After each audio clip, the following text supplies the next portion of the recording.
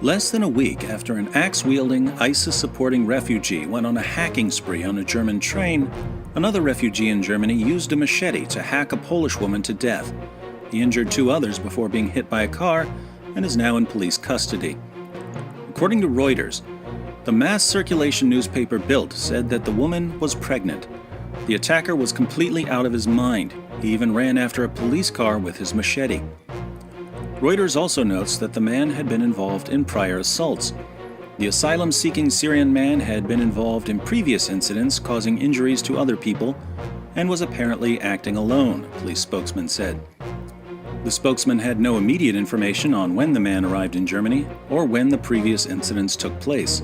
There is no danger to anyone else at this time, he said. Let's assume that this attack had nothing to do with Islam or terrorism. Can we conclude that there's no danger to anyone else?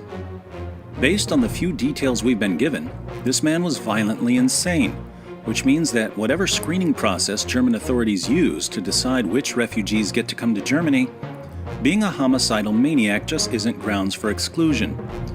And even after a Syrian refugee had assaulted multiple victims on prior occasions, this wasn't enough to keep him from walking the streets of Germany with a machete.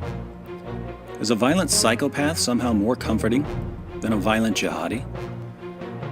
Germany took in more than 1 million refugees just last year.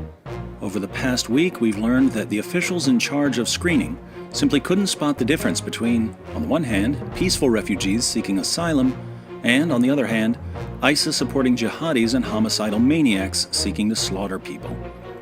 If the screening process in Germany is thoroughly flawed and can't detect extremely violent individuals, should Germans really think that their leaders are keeping them safe?